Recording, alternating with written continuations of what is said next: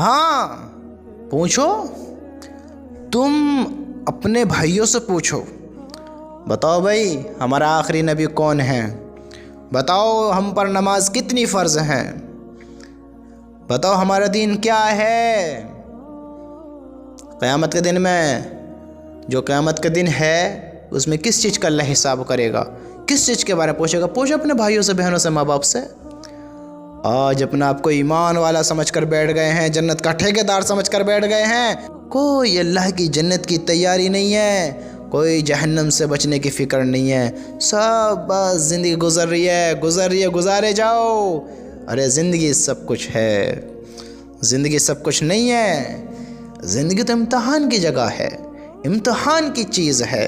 یہاں تو امتحان، یہاں تو پیپر دیا جا رہا ہے، پیپر۔ نام کے مسلمان نہ بنو، سچے مسلمان، سچے ایمان والے بنو۔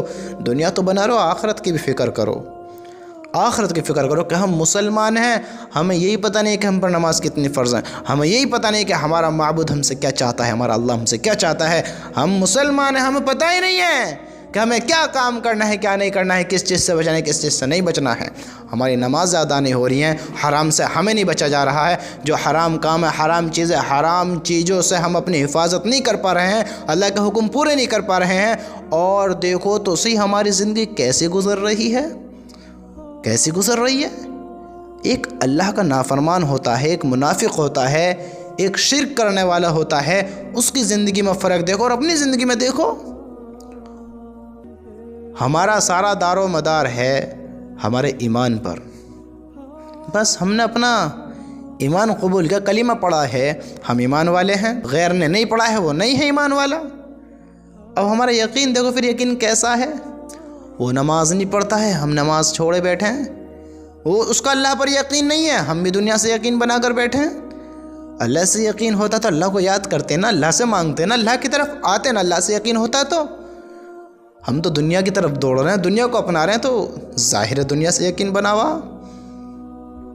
اللہ سے غیر نہیں ڈرتا ہے، ہم کتنا اللہ سے ڈر رہے ہیں، نمازیں بے فکر ہو کر چھوڑ رہے ہیں۔ اگر اللہ سے ڈر ہوتا تو ہم جہنم کے بارے میں سوچتے، نماز چھوڑنے سے ہمیں خوف ہوتا، ڈر ہوتا، جس طرح ہم آگ میں گرنے سے ڈرتے ہیں۔